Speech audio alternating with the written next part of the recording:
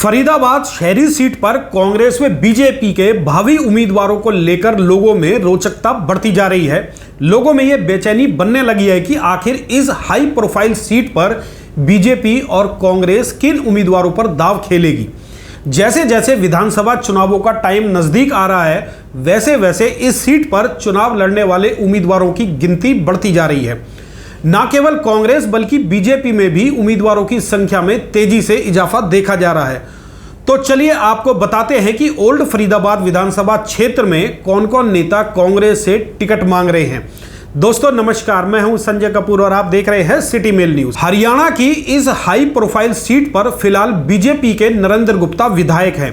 2019 में कांग्रेस ने अपनी पार्टी के वरिष्ठ नेता लखन सिंगला को इस सीट से उतारा था, लेकिन तमाम कोशिश के बावजूद कांग्रेस ये सीट हार गई और पीएम नरेंद्र मोदी के नाम पर चली लहर में नरेंद्र गुप्ता विधायक बन गए। हालांकि नरेंद्र गुप्ता से पहले विपुल गोयल इस सीट से विधायक थे और हरियाणा सरकार में उन्हें कैबिनेट मंत्री बनाया गया था, परंतु इस दौरान विपुल गोयल के बढ़ते कद से उनके विरोधी इतने परेशान हो गए कि 2019 में उनकी टिकट कटवा दी गई। तभी से विपुल गोयल संगठन की राजनीति में सक्रिय हैं और हरियाणा में बीजेपी में प्रदेश उपाध्यक्ष की जिम्मेदारी संभाल रहे हैं।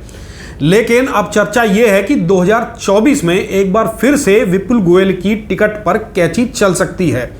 हरियाणा में जो लॉबी टिकट बांटती है उसमें विपुल गोयल के चाहने वालों की संख्या बहुत कम है। ऐसे में अब खबर यह भी आने लगी है कि विपुल गोयल हर हाल में चुनाव लड़ेंगे, चाहे फिर उन्हें कांग्रेस में ही शामिल क्यों ना होना पड़े।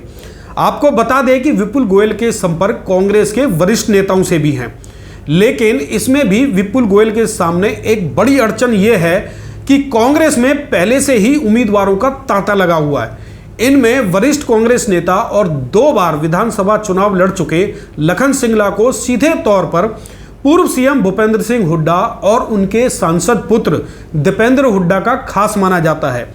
कांग्रेस की टिकटों में हुड्डा परिवार की चलेगी, ये सभी को पता है, और ऐसे में लखन सिंगला की टिकट काटने में विपुल गोयल कितना सफल हो पाएंगे ये अलग बात है। लखन सिंगला के अलावा कुमारी शैलजा खेमे से बलजीत कौशिक, हरियाणा के पूर्व मंत्री कुलदीप शर्मा के भांजे और कांग्रेस नेता सुमित गौड़ भी टिकट के प्रबल दावेदारों में शामिल हैं। बलजीत कौशिक के बड़े भाई आनंद कौशिक फरीदाबाद सीट से विधायक रह चुके हैं। इनके अलावा एक और युवा नेता जो कि ना तो किसी की नज़र में है और ना ही उनका कांग्रेस की राजनीति का कोई लंबा चौड़ा इतिहास है, उन्होंने भी इस सीट से अपनी दावेदारी पेश कर दी है। इस युवा का नाम विक्रांत सिंगला बताया जा रहा है, जिनका दावा है कि वो दिल्ली में अपने संपर्क सूत्रों के जरिए टिकट लेकर आएंगे। अब इस युवा के दावे में कितना दम है ये तो आने वाला वक्त ही बताएगा। फिलहाल बात करें बीजेपी के नेता और पूर्व मंत्री विपुल गोयल की, तो खबर यह आ रही है कि वो कांग्रेस के बड़े नेताओं के संपर्क में हैं।